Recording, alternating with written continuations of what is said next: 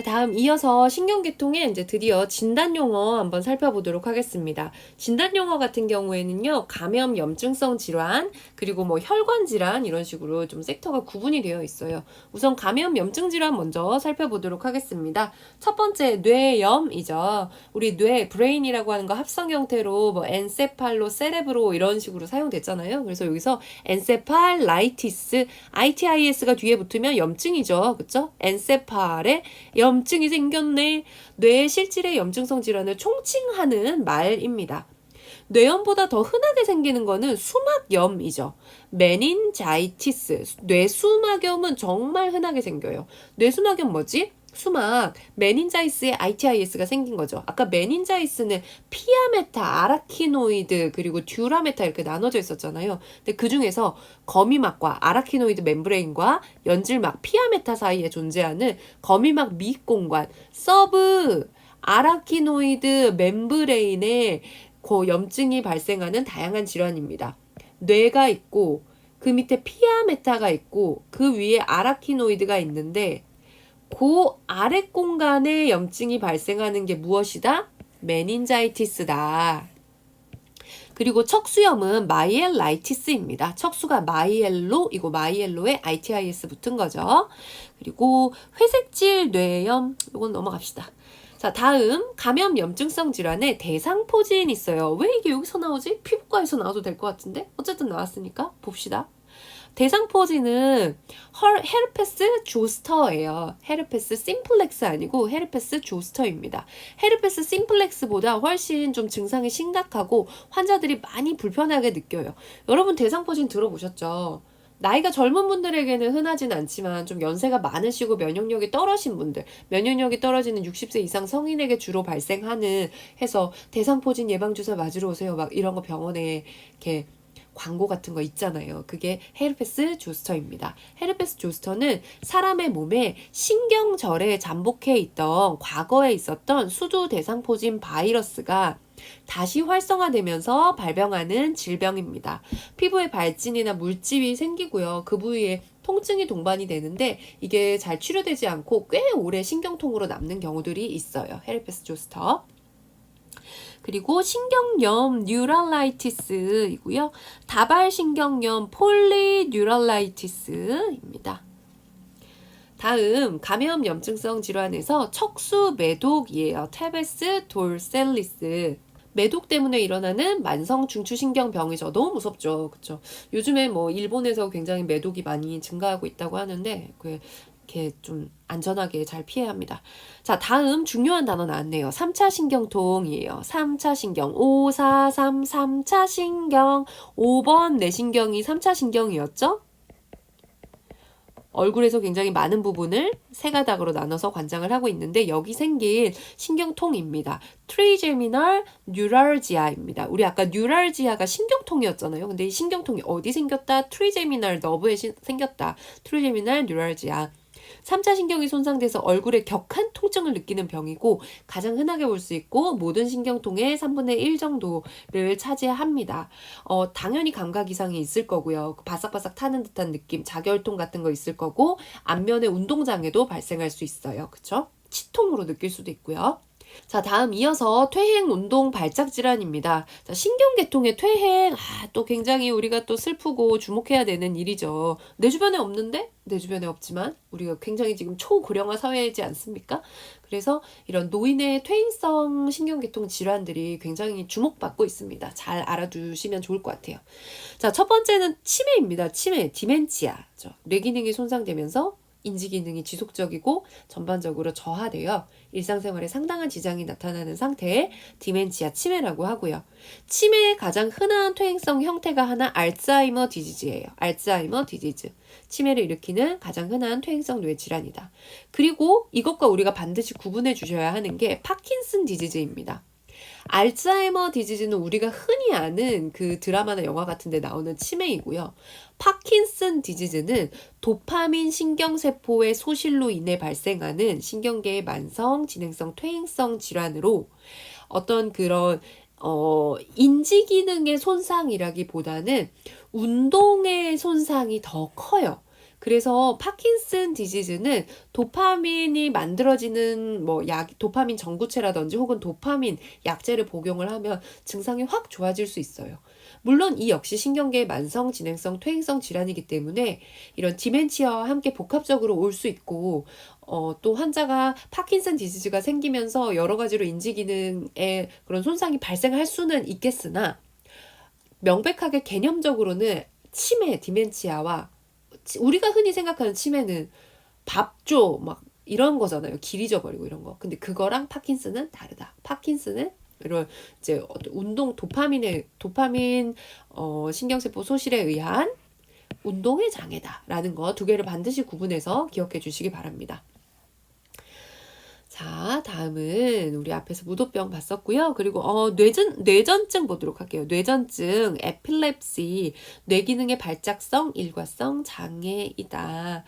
그리고 여기서 나오는 이 뇌전증, 에필랩시 같은 경우에는 우리가 흔히 얘기하는 어떤 간질의 형태들이에요. 대발작 뇌전증, 그랜드말 에필랩시, 그리고 소발작 뇌전증, 패팁 말 에필랩시 이렇게 그런 것들이 있고 떨림마비 paralysis agitan스 이 paralysis agitan스는요 일반적으로 노년기에 생기는 원인 불명의 파킨슨 증후군의 한 가지 형태입니다. 아까 파킨슨 증후군이 뭐였죠? 파킨슨 증후군 도파민에 문제가 생겨서 운동장애가 생긴 거였잖아요. 그래서 한 형태로 서서히 진행되며 가면성 얼굴 모양, 정지근의 특징적 떨림 이런 모습이 생기는 게 떨림마비이다. 자, 다음은 좀 한글 용어로 길지만 근위축 측삭 경화증입니다. 근위축 측삭 경화증도 언젠가 그 보건의료정보관리사 국가고시 한번 언급이 된 적이 있었어요. 이 질병 자체에 대해서 그냥 물어보는 거.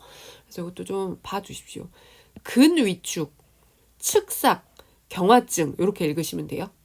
아미오트로픽 라테랄 스켈로시스예요. 스켈로시스가 경화증이잖아요. 근데 라테랄 측부래요. 어디? 아미오트로픽 근위축 측삭 경화증. 운동신경세포만 선택적으로 파괴되는 질환이 근위축 측삭 경화증입니다. 아미오트로픽 라테랄 스켈로시스.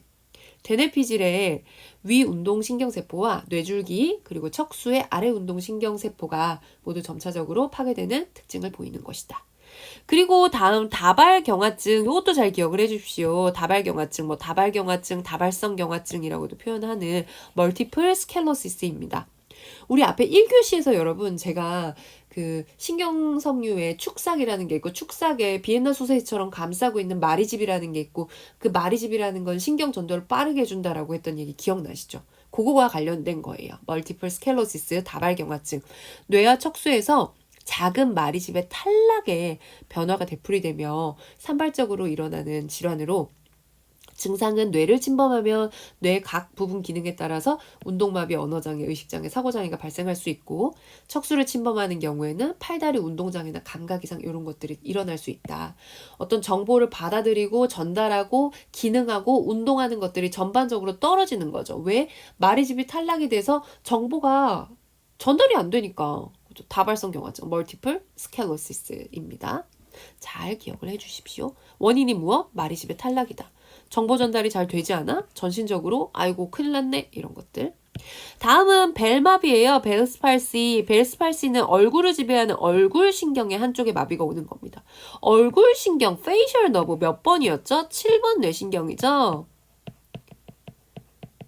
제가 만약 교수라면 이런 문제들을 내겠죠.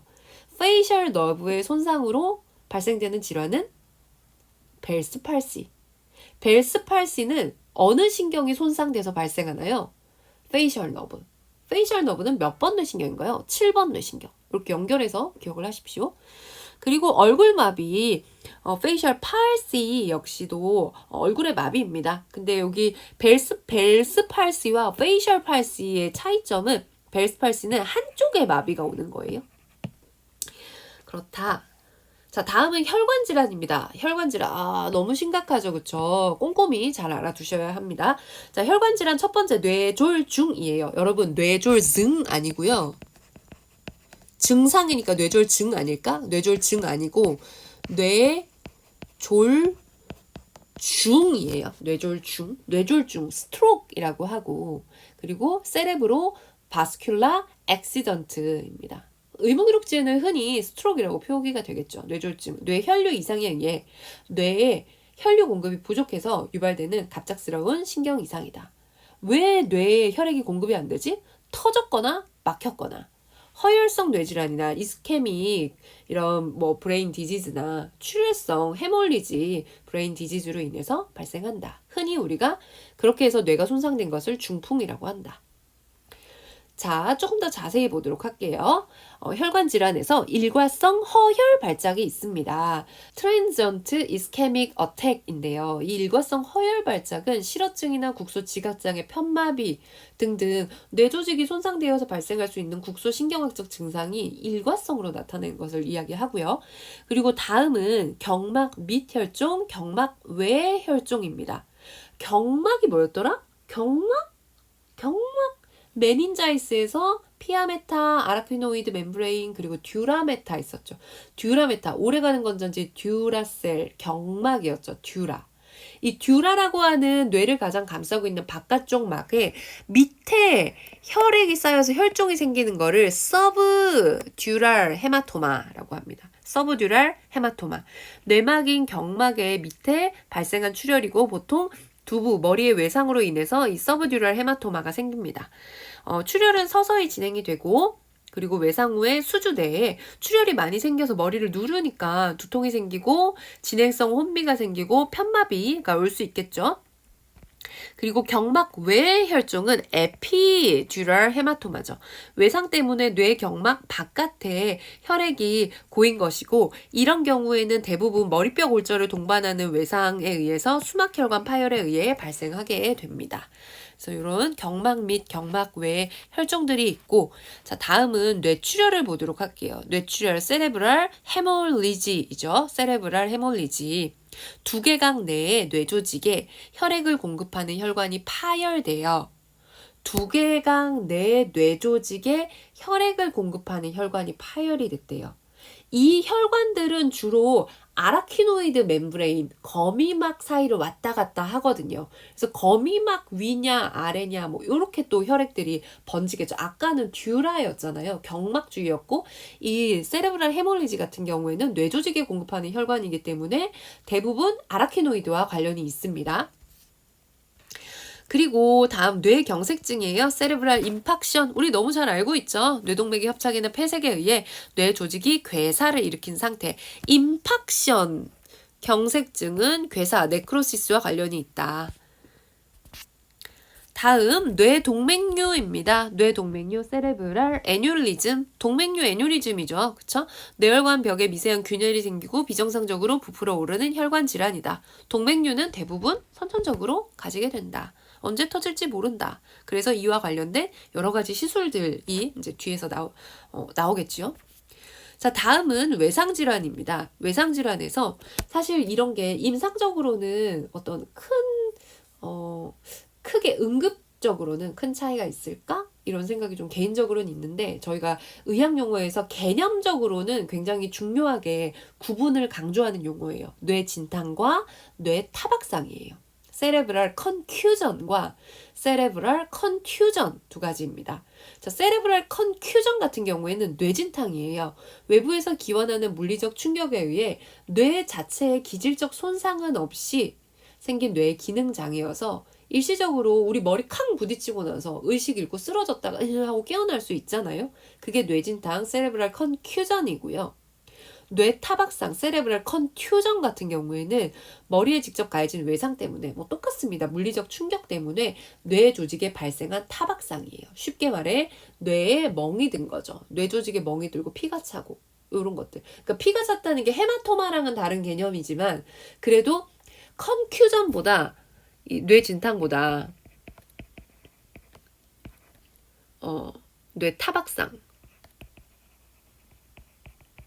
더 심각한 형태다라고 볼 수 있죠. 세레브랄 컨퓨전, 세레브랄 컨튜전 두 개의 한글의 의미 차이는 반드시 기억해 주시고 이 역시 내가 만약 시험 문제를 낼 수 있다면 난 내겠다. 이런 건 낸다. 이게 의학 용어로 공부하는 묘미죠.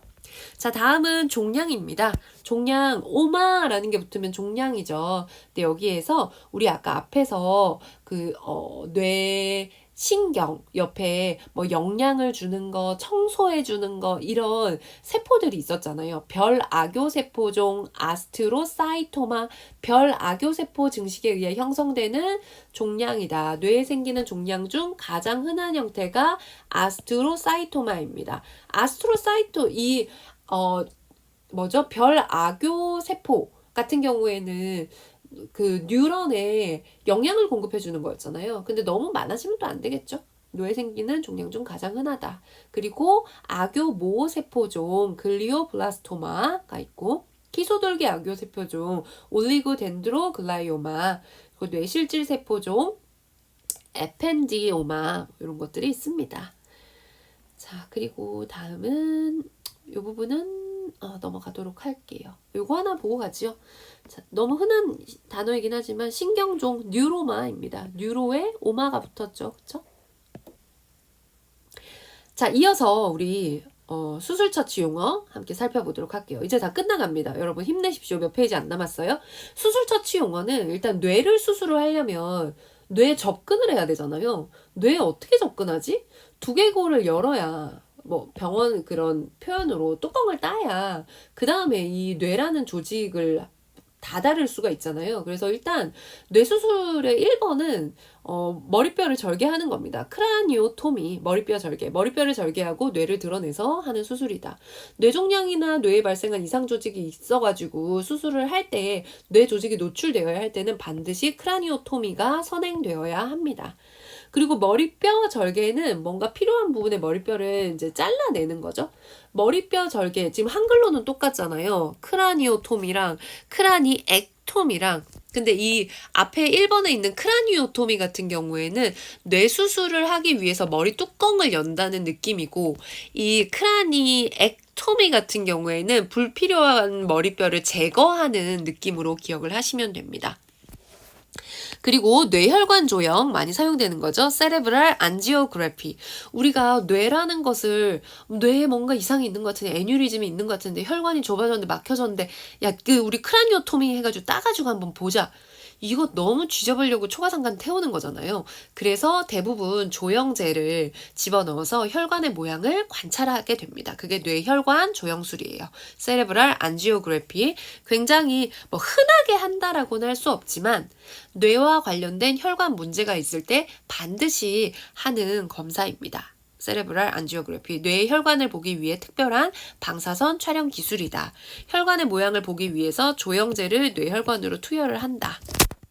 그래서 혈관의 모양이나 어떤 성상의 변화를 관찰할 수 있다. 자, 다음은 이 뇌혈관 조영술을 했을 때 촬영할 수 있는 모습이죠. 보통은 이제 대퇴동맥에 조영제를 집어넣게 되고요. 뭐 카테터 같은 것도 대퇴동맥으로 해서 이렇게 접근을 하게 됩니다. 그래서 촬영을 했더니 이렇게 보시면 뭐 요런데 이런 애뉴리즘 같은 게 있는 게 보이죠. 그리고 여기도 화살표가 하필 여기 있네요. 뭔가 막혔나 보다. 이런 것들을 확인할 수 있겠죠. 자, 다음 또 유명한 수술 처치 용어입니다. 이번에는 좀 더 신경외과적인 부분이에요. 척추 후궁 절제인데 라미넥토미입니다. 이게 우리 근골격계에서 척추 수술하는 게 한 번 더 언급될 것 같기는 한데 일단 라미넥토미만 보고 가겠습니다. 자, 척추뼈 뒤에 여러분 등에 이렇게 중앙에 만지시면 볼록볼록하게 튀어나온 거 있잖아요. 그게 우리가 라미나라고 이야기를 해요. 근데 척추뼈에 이런 신경 부분에 수술을 하려면 라미나를 제거하고 그리고 신경을 처치나 수술을 하고 이 라미나를 다시 갖다 붙이게 되거든요. 그래서 라미나를 제거하는 게 라미넥토미라고 합니다. 그냥 단순하게 뭐 신경 차단술 같은 거 할 때는 이런 데 바늘 하나 쿡쿡 찔러 넣으면 되고요. 근데 그게 아니라 디스펙토미를 한다. 디스크를 액토미 하는 거죠. 이 디스크가 허니에이티드 흘러나와가지고 뜯어내는 수술을 할 때는 반드시 라미넥토미가 선행되어야 합니다. 아까 뇌 수술을 할 때도 뭐였죠? 크라니오토미. 이 두개골 개두술이 선행되어야 됐잖아요. 그것처럼 여기에도 이 스파이널 코드 수술을 하기 위해서는 라미넥토미가 선행되어야 합니다. 그리고 뭐 신경을 절제했다, 박리했다, 성형했다, 봉합했다 이런 거 굉장히 흔하게 하는 수술들입니다. 물론 네, 그렇습니다. 그렇다 해서 단어의 모습들만 한번 보고 가시죠. 뉴렉토미, 뉴롤라이시스, 뉴로플라스티, 뉴로래피, 뉴로토미 이런 용어들 있고요. 다음 신경계통 수술 처치 용어에서 교감신경절제술 있어요. 심파텍토미인데요. 이 심파텍토미는 대표적인 다한증 수술이에요. 교감신경을 절제할 이유는 뭐 별로 없습니다. 살면서. 근데 교감신경 중에서 여기 지금 요거 T 부분이죠. 소라식 부분이죠. 요 다한증 환자들이 있는 경우, 다한증이 있는 경우에 여기 이제 흉추에서 뻗어 나오는 교감신경절을 절제를 해주면 다한증이 좀 줄어들 수 있대요. 그래서 흉부외과에서 많이 하는 수술 중에 하나입니다. 왜 흉부외과에서 하지? 신경인데 신경외과에서 해야 되는 거 아닌가? 이 수술을 하기 위해서는 흉곽경을 사용을 해서 이 흉곽내를 비디오로 촬영을 하면서 살펴보고 이제 이쪽에 이제 박리를 한 다음에 절제를 하거든요. 그래서 다한증 수술은 흉부외과에서 해요. 미주신경 절단술, 베거터미 있고요. 좀 뜬금없긴 하지만 허리천자, 룸바 펑처 뭐 굉장히 많이 하죠. 허리천자 왜 하지? 룸바 펑처, 뇌척수액을 얻거나 약제를 척수강에 주입해서 뭐 척추 마취하기 위해서 하는 경우 있습니다. 뇌척수액, 세레브로스파이널 플루이드를 얻어가지고 뇌척수액 검사를 할 때 룸바 펑처를 하는 거죠. 펑처라는 게 천자죠. 천자를 어느 부위에 했다? 룸바에 했다. 룸바가 뭐였지? 요추였죠. 요추가 어느 부위지? 허리죠? 그래서 요추천자라고도 하고 허리천자라고도 하는데 병원에서는 요추천자라고 하죠. 뇌천자 흔하지 않으니까 넘어갈게요. 자, 다음 마지막 페이지입니다. 자, 수술처치 용어에서 우리 교재에는 척수조형, 마이엘로그래피, 그리고 추간판 조형, 디스코그래피들이 언급이 되어 있는데 마이엘로그래피, 디스코그래피는 사실 약 2005년에서 2010년 사이에 거의 없어졌고요. MRI 기술 개발로 보다 정확하게 이 척추의 모형을 살펴볼 수 있어서 굳이 조영제를 집어넣으면서 척수조영술을 하려면 조영제 집어넣고 환자를 거꾸리 같은 걸로 뒤집어야 되거든요. 너무 불편하고 침습적이죠. 그래서 요즘은 많이 하지 않습니다. 그렇고 다음은 뇌파 검사예요. 뇌파 검사의 약어는 EEG예요. ECG, EKG 이런 거랑 헷갈리시면 안 됩니다. 일렉트로 정기적으로 뭘 봤다? 엔세팔로 뇌를 그림으로 그려서 봤다. 뇌세포가 활동할 때 생기는 전류에 의한 전위의 차이를 유도해서 그것을 곡선으로 기록하는 검사로 뭐 에필랩시 같은 간질 발작 이런 게 있을 때 뇌파 검사 EEG를 시행을 하게 되죠. 일렉트로엔세팔로그래피라는 단어를 뭐 세세하게 한 글자씩 암기할 필요는 없지만 EEG라는 게 뇌파 검사다. 다음 뇌초음파 검사는 에코엔세팔로그래피입니다. 이 에코라는 게 초음파를 의미해요. 그리고 뇌스캔, 브레인 스캔도 굉장히 많이 하지요. 브레인 스캔, 머리뼈 내에 덩어리나 경색, 종양, 손상 부위를 확인하기 위해서 방사성 동위원소 영상 기술을 적용하는 진단적 절차, 브레인 스캔이라는 검사가 있습니다. 여기는 다 검사네요. 자, 여기까지 우리 신경계통 마무리하도록 하겠습니다. 내용이 굉장히 많았죠, 여러분. 온라인으로 공부하느라 고생 많으셨습니다. 여기서 마무리할게요. 고생하셨습니다.